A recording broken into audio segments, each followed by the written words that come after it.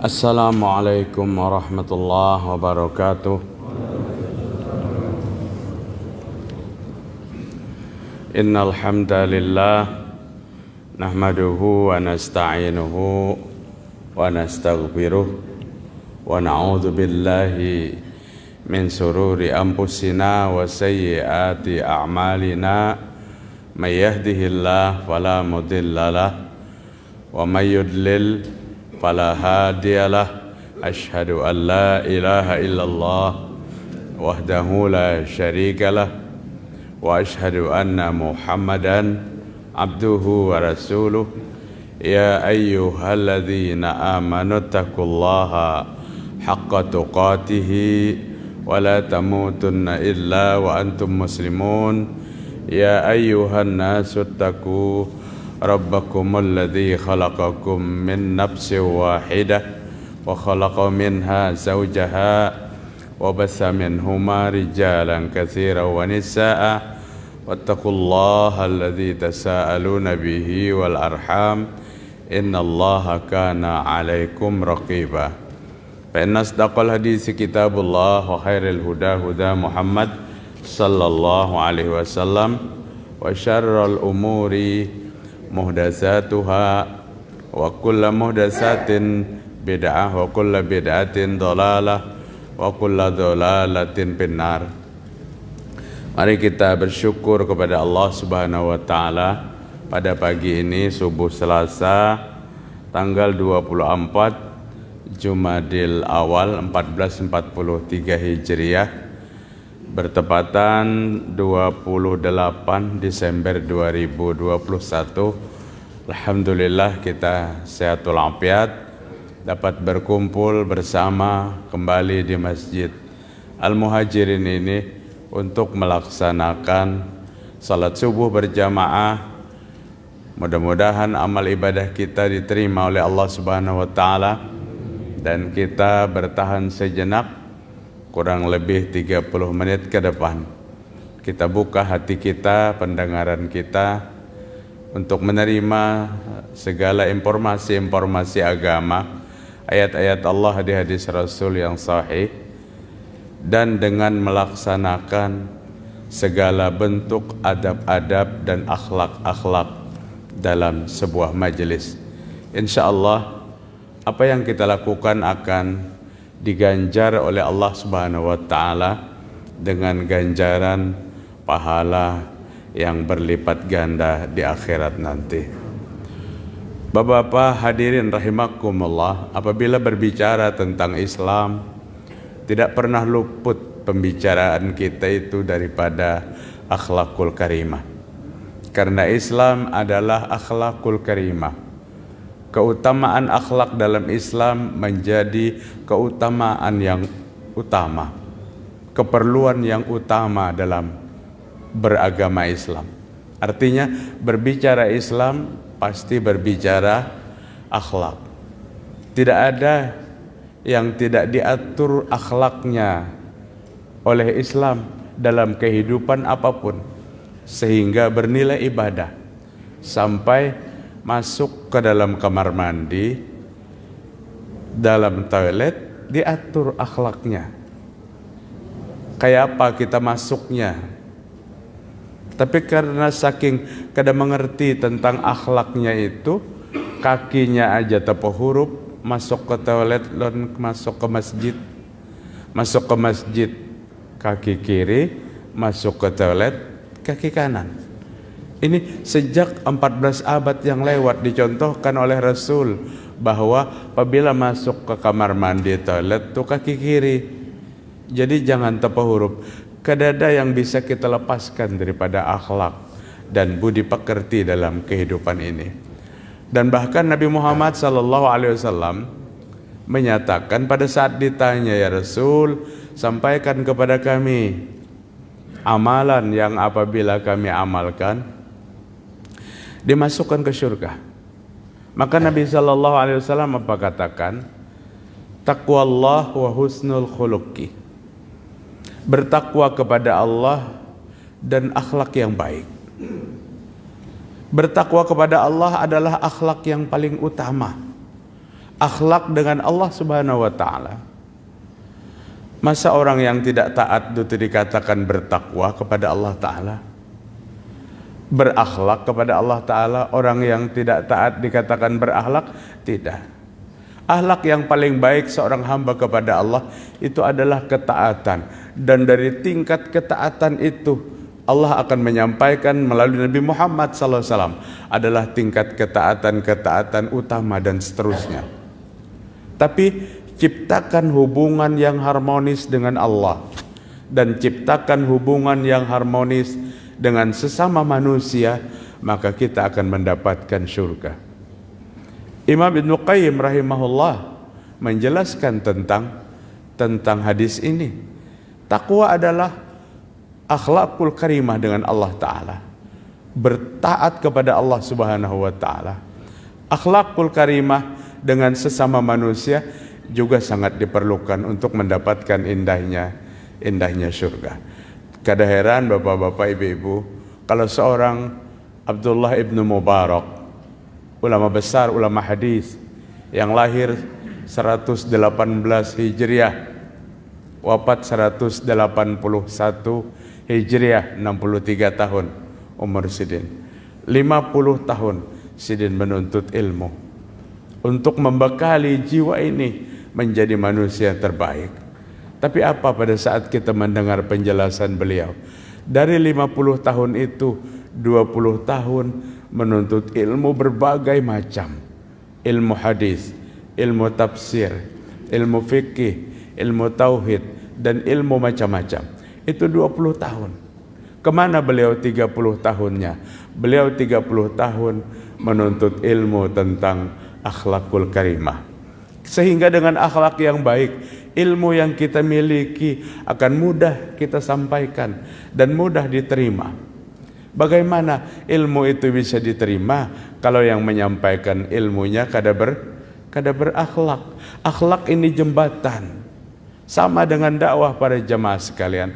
Dakwah ini adalah akhlakul karimah, jembatan dalam dakwah. Jembatan dalam dakwah. Karena akhlak itu perlu percontohan satu figur yang menyampaikan dakwah ini.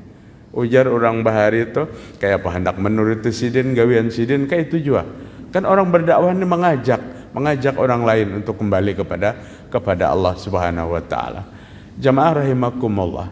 Akhlak Nabi Muhammad sallallahu alaihi wasallam yang disampaikan lewat hadis sahih kepada kita banyak sekali. Begitu juga dengan Nabi membimbing tentang akhlak-akhlak seseorang. Pada saat Nabi sedang berkhutbah, konsentrasi penuh kepada materi-materi khutbah itu. Kemudian Nabi melihat dari kejauhan sahabat yang masuk ke masjid, melangkahi pundak-pundak saudaranya. Nabi potong materi khutbahnya. Apa kata Nabi? Ijlis faqad azaita wa qad anaita.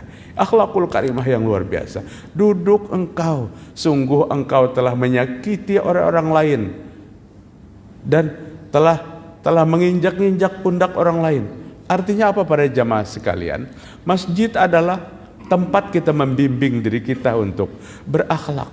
Uniknya bolak-balik ke masjid tiap hari, tapi akhlaknya kada dipelajari. Sampai tunggu kamu sampai 40, Nabi menyebutkan 40. 40 apa? 40 hari atau 40 tahun? Tunggu sampai 40, apabila kita mau lewat ada orang sholat di depannya. Ada orang sholat di depan kita hendak lewat, tunggui, ujar Nabi. Apa ini bukan akhlak? Akhlakul karimah. Dilarang melewati yang sholat itu di depannya. Maka bagus juga yang sholat itu mengambil posisi supaya jangan diranjahi oleh orang lain. Jangan dilewati orang lain. Posisinya apa? Ambil depan yang ada sutra, yang ada penghalang. Tapi jika kita sholat dan ada orang yang ngotot hendak lewat, boleh kita ulurkan tangan kita, menekan agar dia tidak lewat. Ini pendidikan akhlak dalam ibadah. Tekan tangannya agarnya kada jadi lewat. Tapi nang hendak lewat salah paham karena menekannya tangannya kayak ini, dikiranya membawa besalaman. Nah, jadinya berkuncang tangan besalaman. Jadi jamaah sekalian rahimakumullah, Nabi sallallahu alaihi wasallam menyampaikan akhlakul karimah jalan menuju surga. Karena sekian banyak hadis-hadis Rasul yang menampakkan bahwa Nabi orang yang paling tinggi akhlak dan budi pekertinya. Baik dalam akhlak berdiplomasi, berdiskusi. Nabi adalah orang yang paling indah ucapan dan tutur katanya. Dalam sejarah kehidupan Rasul tercatat satu kali pun dalam kehidupan Nabi tidak pernah memotong pembicaraan orang lain yang sedang berbicara. Itu kan gawean kita hari-hari. Kadang-kadang kawan kita asik, kita sudah asik berbicara, kemudian kawan kita asik berbicara, bergantian. Seenaknya dia potong pembicaraan orang lain. Kata Imam Hasanul Basri, orang yang baik tuh berusahalah untuk menjadi pembicara yang baik dan berusahalah untuk menjadi pendengar yang baik. Yang kita pelajari hari ini, bagaimana aku bisa tampil sebagai pembicara yang baik.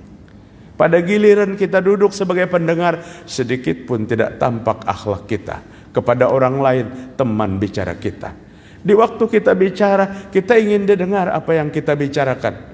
Pada saat orang lain bicara, masa bodoh, dia main game di hadapan orang yang berbicara.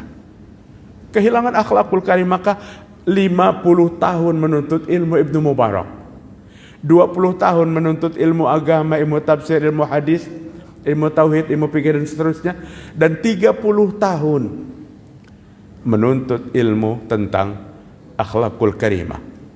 Ibnu Mubarak bergegas menemui seorang ulama yang bernama Ibnu Aun. Kemudian muridnya berkata, wahai syekh kami, guru kami, Ibnu Mubarak, pian mau kemana?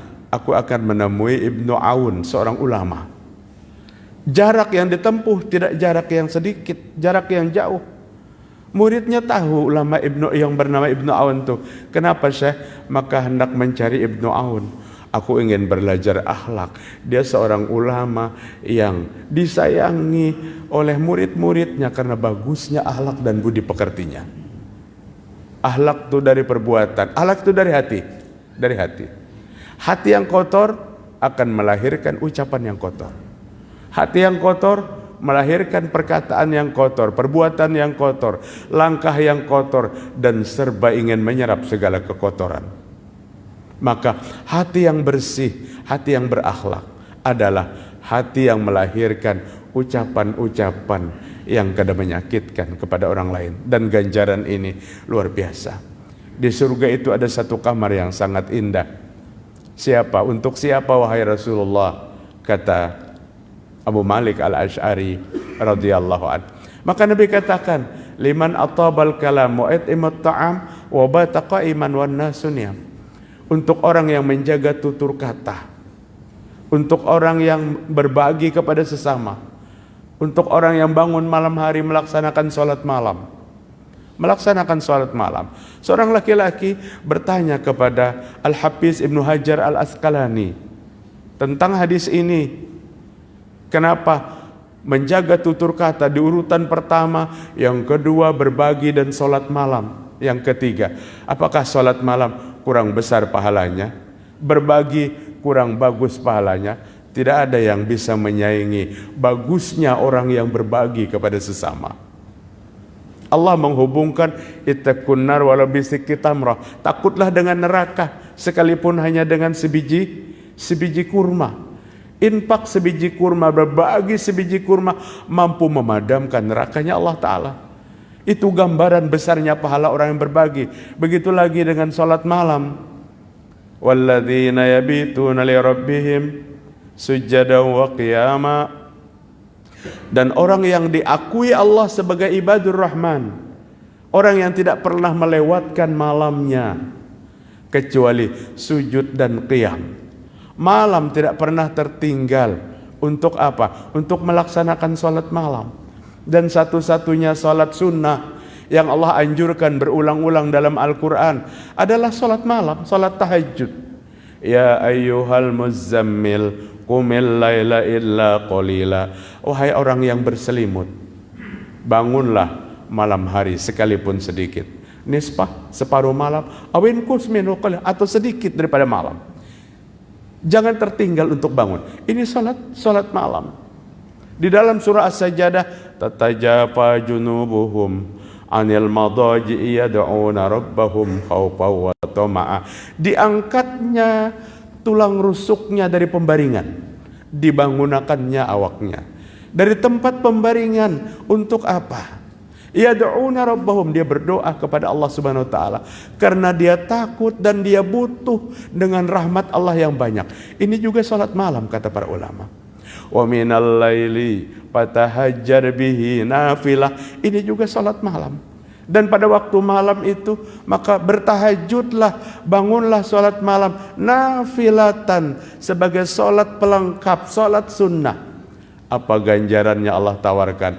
Asa ayyab'atsaka rabbuka maqaman mahmuda. Orang yang salat malam itu hari kiamat nanti akan diangkat oleh Allah tempatnya ke tempat yang tertinggi. Bagaimana besarnya berbagi dan salat malam. Tapi Nabi mengurutkan salat malam dan berbagi pada urutan kedua dan ketiga.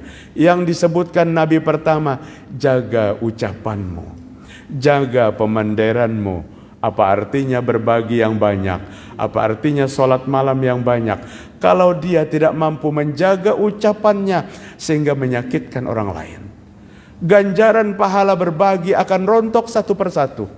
Ganjaran pahala salat malam akan hilang begitu aja pada saat dia tidak mampu menjaga ucapan dan perkataan. Datang seorang laki-laki kepada Rasulullah sallallahu alaihi wasallam melaporkan dia punya tetangga wanita yang taatnya luar biasa, salat malamnya, puasanya, ibadah-ibadah sunnahnya. Tapi ya Rasul, satu wanita itu ucapannya kada baik. Setiap dia mengatakan sesuatu, menyuntik, menyindir, menghardik, mencaci, itu keluar dari mulutnya. Bagaimana wahai Rasul wanita ini? Wanita itu menjadi ahli neraka kata Nabi Muhammad sallallahu alaihi wasallam. Pada kondisi yang berbeda, ada lagi orang melaporkan kepada Nabi, dia punya tetangga yang baik luar biasa. Punya tetangga yang baik luar biasa. Ibadah-ibadah dia lakukan sesuai dengan apa yang diperintahkan. Dan satu kemuliaan wanita itu, apabila menyampaikan ucapan, maka dia berkata dengan tutur kata yang indah. Kalau menurut Ummu Ma'bad Al-Khuzaiyah, apa yang keluar dari mulutnya Nabi sallallahu alaihi wasallam seperti mutiara yang bertebaran.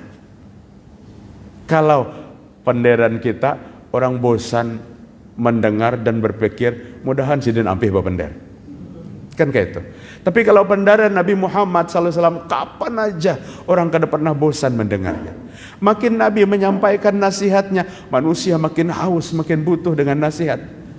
Kebagusan Nabi dalam mengatur tutur kata. Para jamaah sekalian rahimakumullah, laisal mu'min bitta'an walal la'an walal fahisha walal badhi. Imam Bukhari meriwayatkan dalam kitab Adabul Mufrad, orang yang beriman itu bukan orang yang suka caci mencaci. Orang yang beriman itu bukan orang yang suka kutuk mengutuk, laknat melaknat. Orang yang beriman bukan suka berkata-kata yang keji, dan bukan berkata-kata yang jorok, berkata-kata yang tidak bermanfaat. Mengaku paling beriman, tapi keempat-empatnya ini digawinya hari-hari. Hilang nilai keimanan kita. Adab dalam bergaul, adab dalam keluarga, Pak, itu sangat penting banget. Sampai Nabi mengatakan, akmalul mu'minina imanan, ahsanuhum khuluqa, wa inna khiyarukum linisa'ihim. Orang yang paling mulia imannya, paling sempurna imannya tuh orang yang paling baik akhlaknya. Dan di antara orang yang paling baik akhlaknya adalah orang yang paling berakhlak linisaihim, bagi istri-istri mereka. Ukuran kehidupan akhlakul karimah seseorang, bagaimana perilakunya terhadap istrinya. Karena tidak sedikit manusia yang sopan santunnya baik dengan sesama, tapi di rumah tangga sumpah serapah. Anak bini pindah ke danang bujurnya, sehingga di rumah anak pun mudahan abah kada datang, malah nah papa bila datang tubur di rumah. Ukuran kebaikan seseorang. Jamaah rahimakumullah. Begitu juga dengan akhlak kepada anak cucu. Anak cucu kita yang mendidik akhlak lebih dulu. Jangan pernah berharap anak cucu mendapatkan akhlak yang baik kalau kakak dan abahnya tidak menampilkan akhlak yang baik. Tampilkan akhlak yang baik di hadapan mereka sehingga mereka lahir sebagai anak yang berakhlak, sebagai anak yang berbudi pekerti. Sayangnya bapak-bapak, ibu-ibu, bahari tahun 68 kami ada waktu di Ibtidaiyah sampai 70-an, itu ada kitab yang namanya Al-Akhlaqul lil Banin. Yang sempat sekolah Ibtidaiyah ingat itu. Kitabnya tidak terlalu besar, kecil, memuat tentang cerita-cerita akhlak yang baik yang dilakukan orang masa lalu. Dan terbukti baru tamat Ibtidaiyah aja terpraktekkan akhlak-akhlak itu. Tiap hari diajarkan tentang akhlak. Wallahu a'lam, hari ini kitabnya aja kada kelihatan lagi. Bahkan mata pelajaran akhlak tidak lagi disisipkan sebagai pelajaran utama.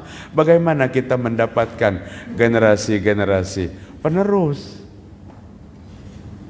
Nangaran lewat di hadapan orang lain tuh bahari, Masya Allah, bukan menunduk nang kaya ruku, tapi merendahkan sedikit. Ini sebagai satu adab. Ini pun diprotes habis-habisan. Oh, kalau merendahkan lewat sedikit di hadapan orang lain, itu sama dengan tidak merendahkan di hadapan Allah Ta'ala, melanggar satu akidah dan macam-macam sebagainya. Jamaah rahimakumullah, Nabi diutus untuk menyempurnakan akhlak. Nang dilarang menunduk tuh pada derajat ruku dan sujud. Derajat ruku dan sujud tuh hak Allah. Sujud, batis nang dicium, batis orang tua termasuk tidak dibenarkan. Jadi kalau selain daripada itu, tampilkan akhlak yang baik, tampilkan perilaku yang baik. Berumur-umur apabila hendak tulak sekolah, mencium tangan kekuitan. Setelah masuk pondok, di pondok diajarkan jangan cium tangan kuitan. Nauzubillahi min dzalik. Tahukah kita kunci surga itu ada pada orang tua kita? Kunci surga ada pada orang tua kita. Para jamaah sekalian rahimakumullah, akhlak jangan dianggap satu perilaku yang kada bermanfaat. Akhlakul karimah adalah perintah dari Allah Subhanahu wa taala. Dan Nabi katakan berakhlak kepada Allah, berakhlak kepada manusia, ini jalan menuju surganya Allah Ta'ala. Akhlak apalagi? Kepada Al-Quran, Bapak Ibu. Oh, sudahkah berakhlak kepada Al-Quran? Sudah, hendak membaca dicium 3 kali. Nah, mencium kamu 2-3 kali. Ulun kada memadahkan salah pang itu. Tapi itu bukan rentetan akhlak kepada Al-Quran. Akhlak kepada Al-Quran itu apa? Mendengarkan orang yang membaca Al-Quran, mengamalkan Al-Quran, mentadabburkan Al-Quran. Itu rentetan akhlak kepada kitabullah. Biar lingsak Al-Qurannya dicium. Lamun kada dibaca, kada diamalkan, bukan berakhlak. Dibaca kada dipraktekkan dalam kehidupan sehari-hari, bukan berakhlak. Jamaah sekalian rahimakumullah, maka patut bagi kita untuk apa? Untuk melihat siapa yang ada di sekeliling kita. Ada orang yang membaca Al-Quran sebelah kanan kita, sebelah kiri kita ada orang yang membaca Al-Quran. Mulailah kurangi volume diskusi kita.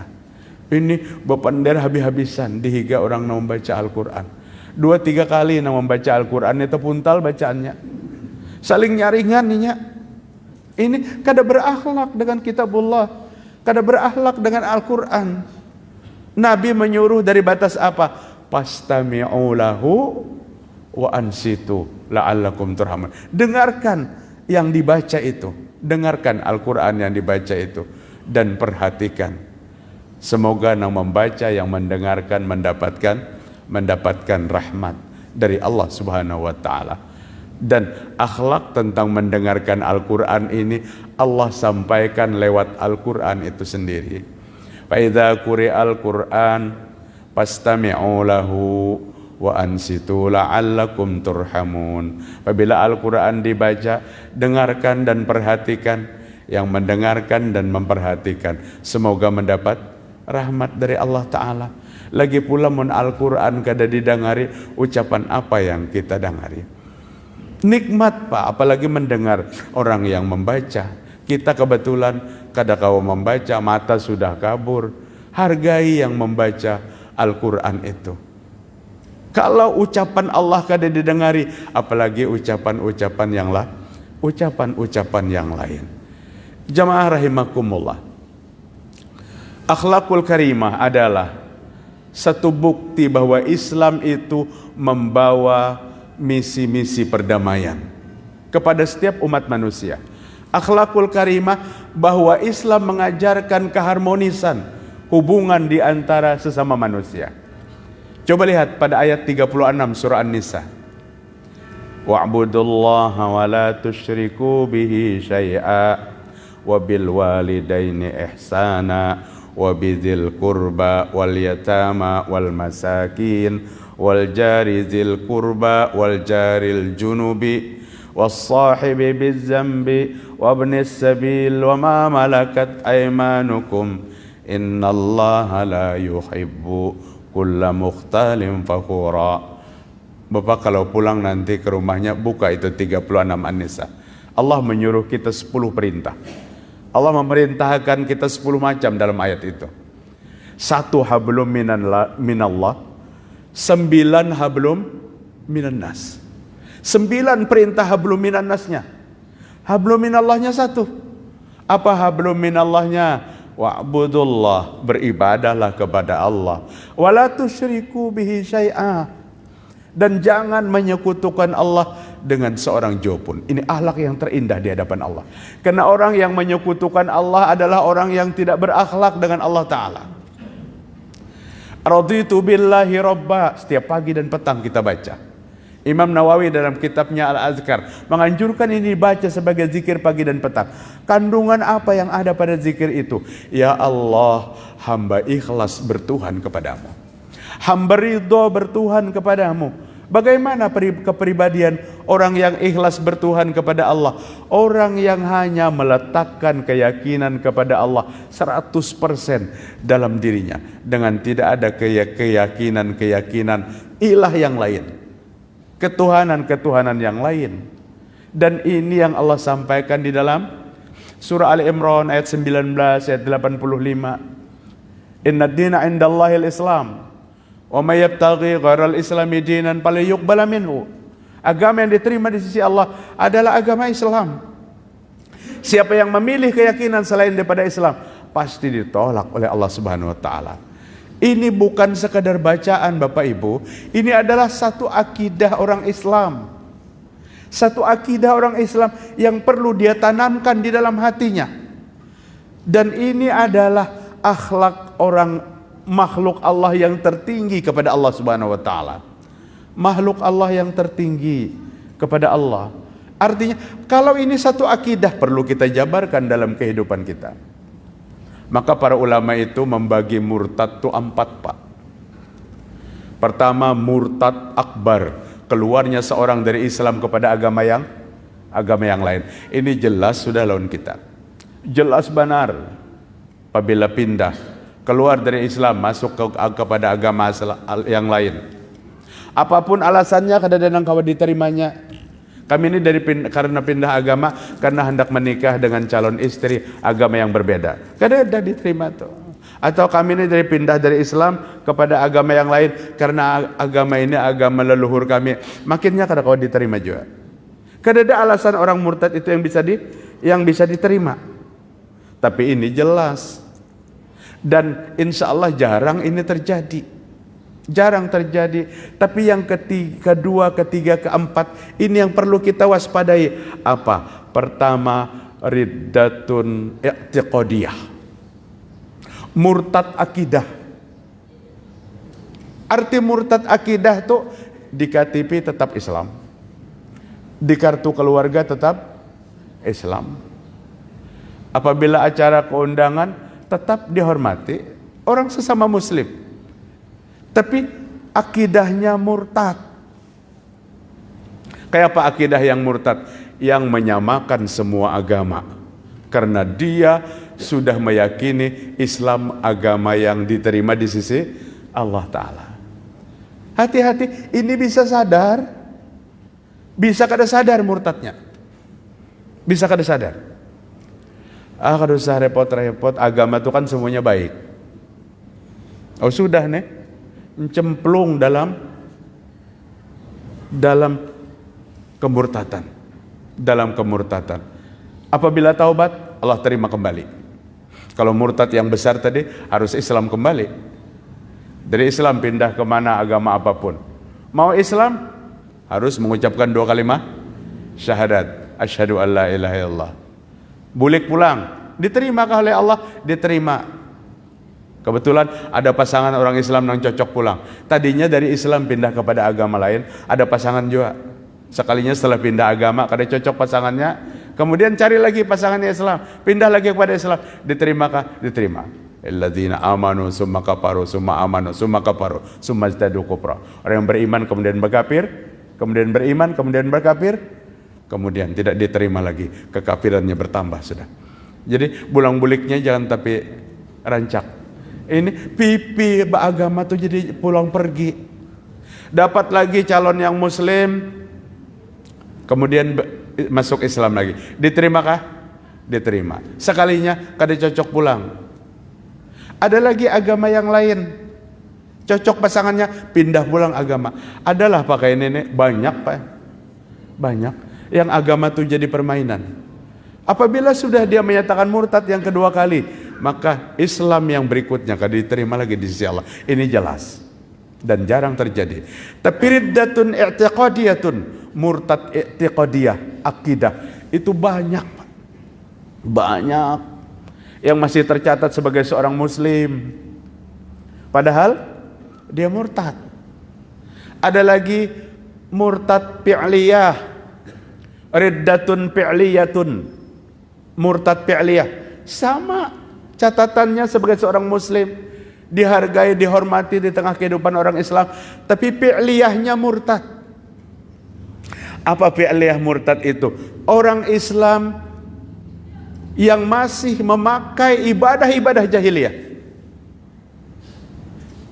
Dia Islam, tapi cara-cara jahiliyah masih dipakainya dalam kehidupannya.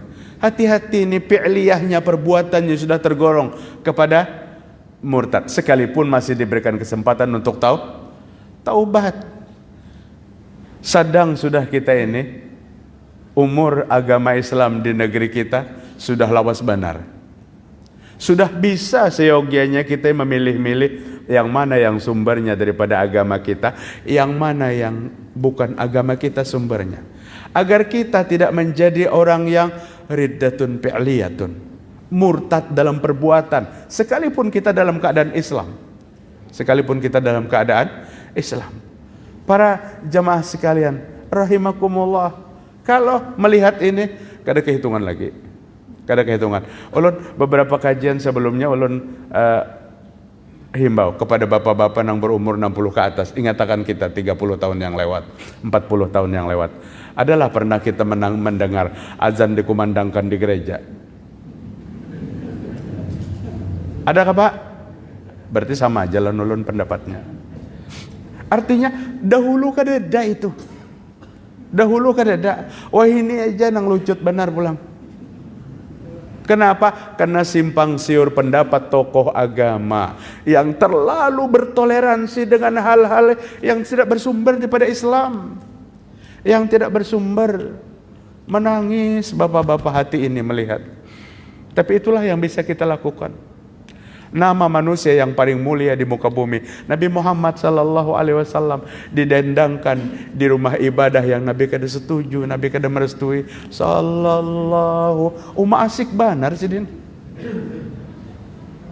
Terlepas berapa bayarannya, kalau memang dibayar terlalu sedikit, agama dijual belikan. Jangan murtad ibadah kita. Seorang muslim harus beribadah secara Islam. Yang tidak dibenarkan Islam, ya kada boleh. Nang tukang fatwa jangan membingungkan. Patuanya tuh jangan melihat sikon. Kalau kada boleh, iya sudah kada boleh. Ini itu boleh aja pang, asal jangan diyakini. Kenapa jadi stres umat berpikir pendapatnya?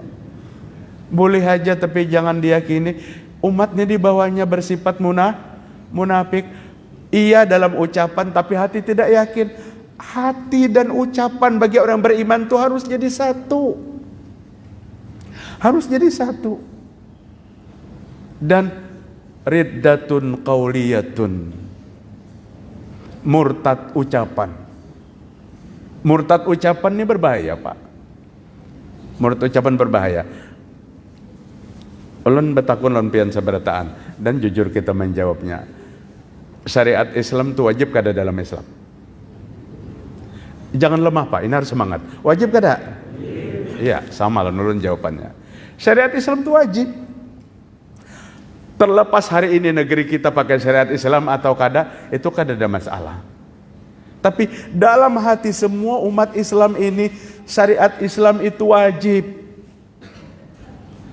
Apa hukmul jahiliyati yabghun wa man ahsanu minallahi hukma liqaumi yuqinun.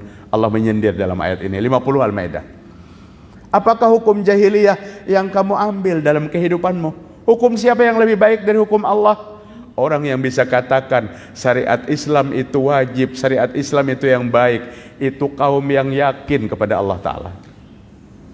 Itu kaum yang yakin kepada Allah Ta'ala. Di tengah kehidupan seperti itu, ada aja yang berkomentar, maka orang berpengaruh. Negeri kita ini majemuk. Ayo aja majemuk, bujur aja. Jadi syariat Islam kada relevan lagi di negeri kita. Riddatun qauliyatun, ucapannya murtad. Ucapannya murtad. Ini terlepas. Kita tidak membawa jamaah untuk mahamuk, merongrong macam sebagainya, mengembalikan kepada syariat Islam. Tidak. Ini yang penting keyakinannya. Tanamkan di dalam jiwa kita, tidak ada yang paling tinggi aturan kehidupan untuk manusia kecuali aturan dari Allah Ta'ala. Yang menciptakan manusia itu Allah, dari manusia pertama datu kita Nabi Adam sampai hari ini. Biar langgang hidup manusia itu nyaman baik, maka Allah kirim cara operasionalkan manusia dengan baik. Apa cara operasionalnya? Al-Quran dan Sunnah, dan ini sumber daripada syariat Islam. Piannya berumuran nang kendaraan nang di bawah tuh Vespa 76 dek mogok di jalan, dipakai petunjuk beat untuk membaikinya. Baiklah Pak, bertambah hancur Pak. Bertambah hancur. Petunjuk pemakaian salah dengan barangnya.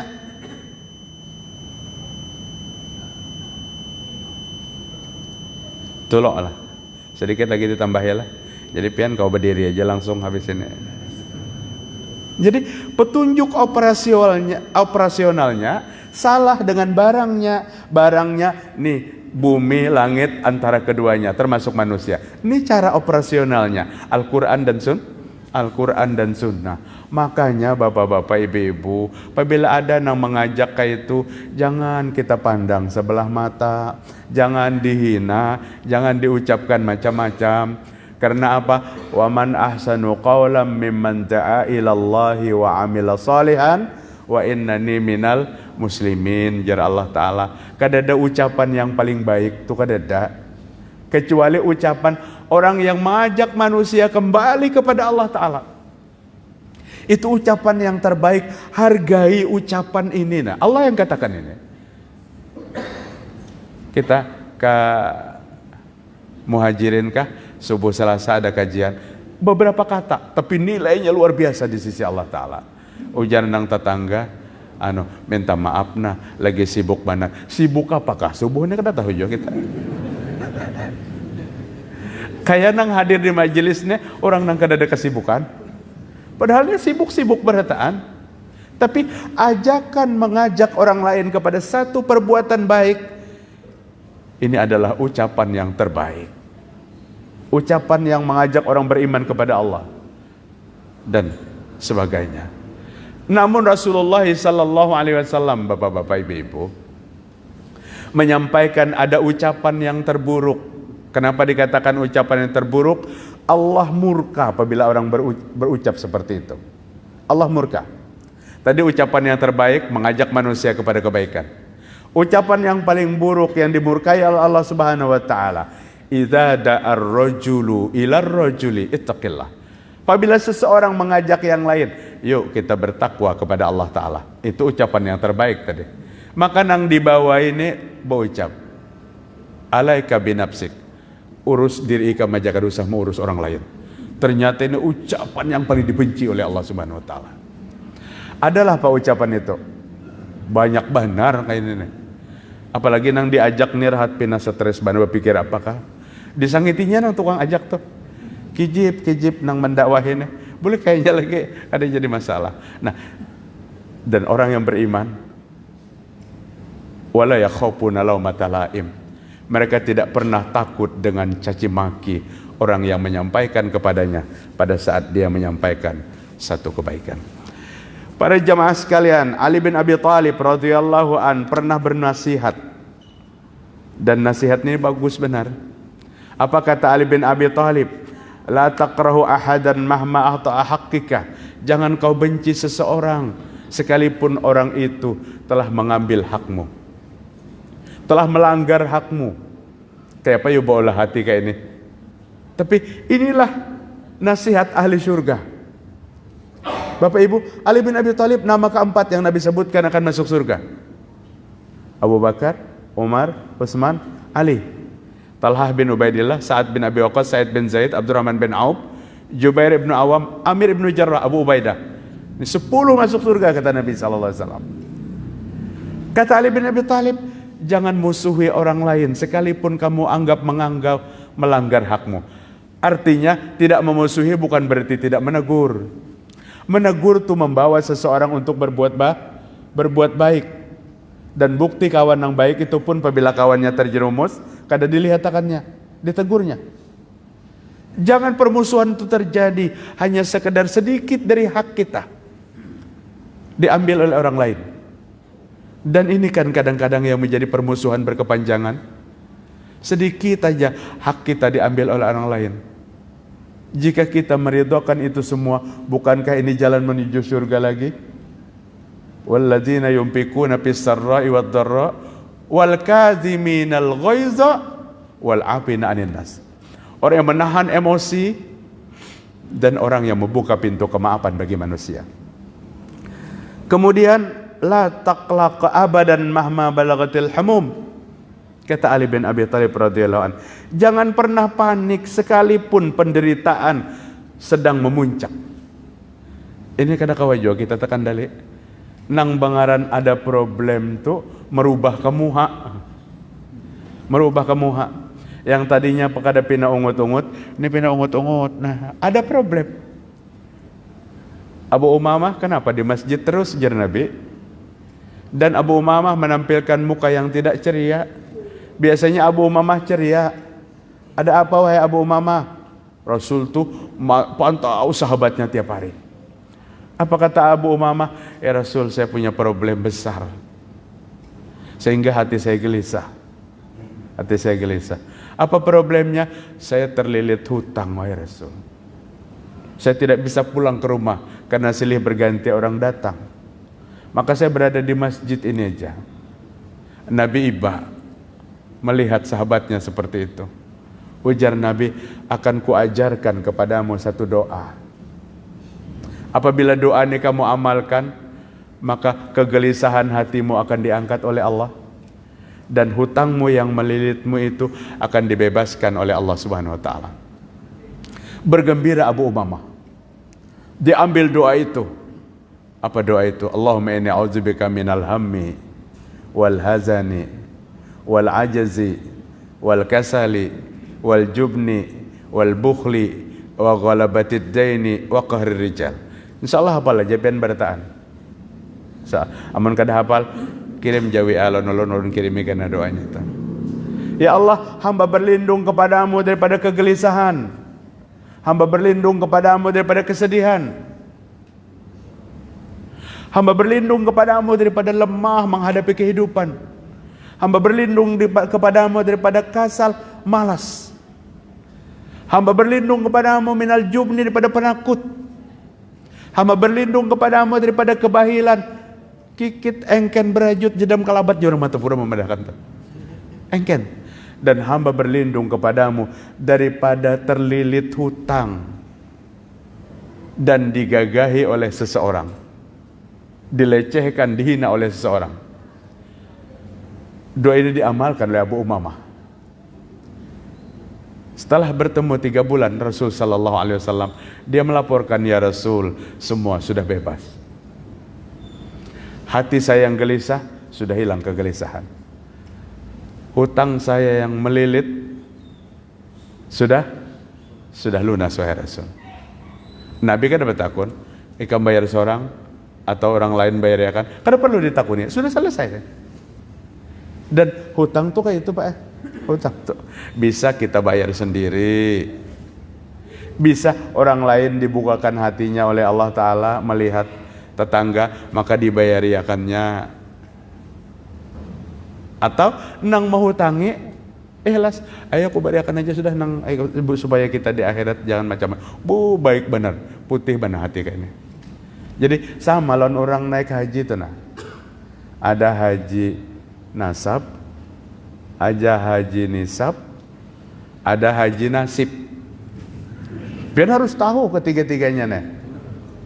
Haji nisab dikumpulkannya udah 30 tahun hartanya, kawan naik haji.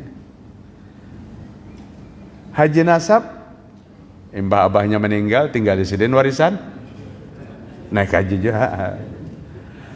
Haji nasib, yaitu ada orang yang bersimpati karena tahu-tahu hendak bawa umrah kah? Hendak kayajarnya, tapi ini kedadak nah. Ayah, ulun daftarkan pian bawa umrah. Ini nasib ngernya. Para jamaah sekalian rahimakumullah. Kemudian Ali bin Abi Thalib berkata, fi basatati mahma ala sa'nik. Hiduplah engkau sederhana dengan kesederhanaan hidupmu, sekalipun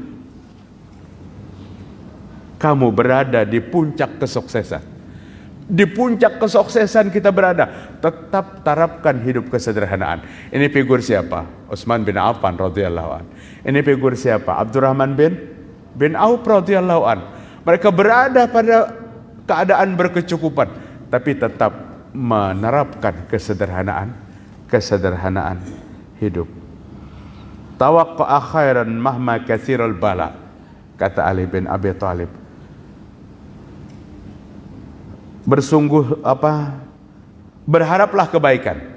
Berharaplah kebaikan sekalipun ujian bertubi-tubi. Jangan putus asa menghadapi ujian kehidupan. Kalau sudah nangka ini Allah cabut aja sudah, jangan. Apanya nanti cabut? Tetap berharap kebaikan sekalipun ujian kita datang bertubi-tubi, karena di luar batas ujian itu akan ada kebaikan dalam kehidupan. Kebaikan dalam kehidupan. A'ti kasiran walau hurrimat, kata Ali bin Abi Thalib. Banyak-banyaklah kamu memberi kepada orang lain sekalipun kamu sedang kesulitan. Kayak apa Bang rumusnya nih? Kesulitan disuruh memberi. Ayat yang tadi dibaca, alladzina yunfikuna fis sarra'i wad dharra. Orang yang berinfak dalam keadaan lapang dan dalam keadaan sempit. Kayak apa berinfak dalam keadaan sempit? Nabi mengatakan sebiji kurma itu memadamkan api neraka. Ittaqun nar wala bisyikki tamrah. Takut dengan neraka sekalipun infaknya hanya sebiji kurma. Tapi ini nang kehidupannya pas-pasan. Lamun duitnya saling banyak kan, sepikul kurma kau memberi. Nah, artinya infak milik semua, dalam mampu dan dalam tidak mampu. Bahkan Nabi mengatakan, dinarun anfaqtahu fi raqabah, wa dinarun anfaqtahu alal miskin, wa dinarun anfaqtahu fi sabilillah, wa dinarun anfaqtahu ala ahli, a'zam wa ajra dinarun anfaqtahu ala ahli. 1 dinar yang kamu berikan untuk memerdekakan budak, 1 dinar untuk diberikan di jalan Allah, 1 dinar disedekahkan kepada orang miskin. 1 dinar diberikan kepada anak dan istri. Dinar yang dikeluarkan ini 4 dinar. Nang paling tinggi pahalanya lawan siapa? Dinarun anfaqtahu ala ahlihi. 1 dinar nang diberikan kepada anak dan istri. Jangan pian kira kada berpahala. Paling ganal pahalanya mensejahterakan keluarga, mensejahterakan anak dan istri. Kalau kita mampu memberi berkecukupan, kenapa jadi pina irit banar memberi? Ada nang dibariakan tuh ada. Tapi hari-hari bini bapicik kepala na mikir akan menjadi-jadiakan anak saling banyakan belanja anak, sekolah anak. Padahal duitnya banyak. Istri Abu Sufyan melapor kepada Nabi, ya Rasulullah, suami ulun tuh berduit dan maandak duit tuh di mana-mana. Tapi memberi kami ini kadang kada cukup untuk belanja hari-hari. Maka ulun ambil duit sidin tuh sekadar mencukupi lawan biaya rumah tangga. Tapi ulun kada bepadah wahai Rasul. Hari-hari terakhir ini hati ini rasa berontak. Jangan salah. Jangan salah. Ambil pulang, kada bepadah pulang. Rupanya kada berkunci kalau lemari nih Abu Sufyan nih. Kata Nabi, bagaimana ya Rasul? Lakukan itu selama untuk mencukupi kebutuhan rumah tanggamu. Jika betul suamimu kada cukup. Tapi akhirnya apa? Abu Sufyan dinasihati oleh Nabi sallallahu alaihi wasallam. Dan istri mengambil sekedar untuk mencukupkan kebutuhan rumah tangga. Namun diambilnya gesan menukar galang 100 gram itu lain lagi kisahnya. Nah. Kemudian ibtashim walawil qalba yaqtaridaman. Ngalih banar mempraktekkan ini. Tersenyumlah kata Ali bin Abi Thalib, sekalipun hatimu berdarah-darah. Paham aja tuh mun hati berdarah-darah tuh. Sakit banar hatiku nih kayak dikerukut bidawang 40. Bujur-bujur berdarah-darah tuh hati. Artinya, tapi tetap bisa tersenyum. Karena yang kada ada problem tuh di surga aja. Dalam kehidupan pasti ada ujian, ada problem dalam hidup ini. Di mana kainan nang kada ada problem di surga. Ya Allah, angkat problem kehidupan, angkat masalah kehidupan. Berdoa yang paling bagus, ya Allah kuatkan hamba dalam menghadapi kehidupan.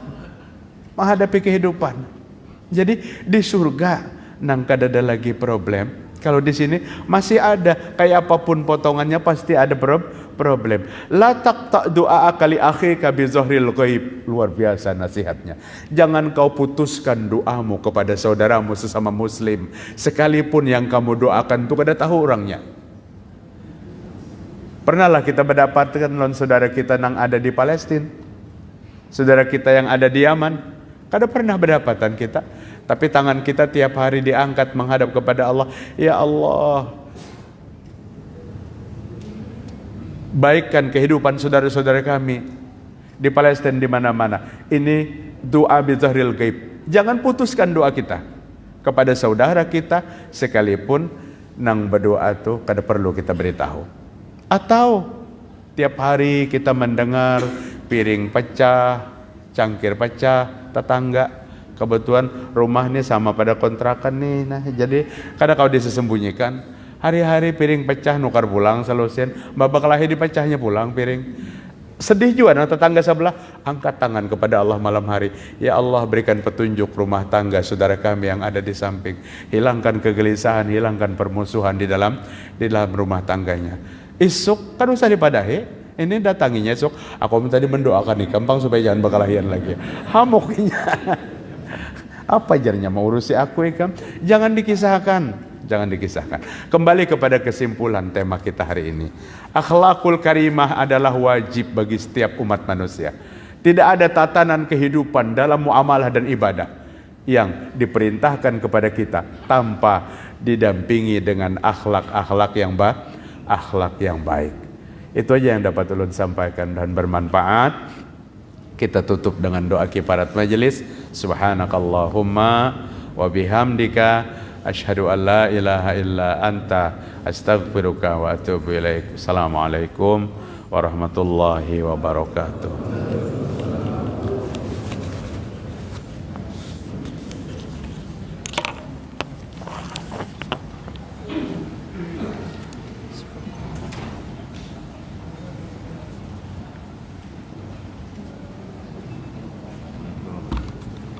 Maaf dulu.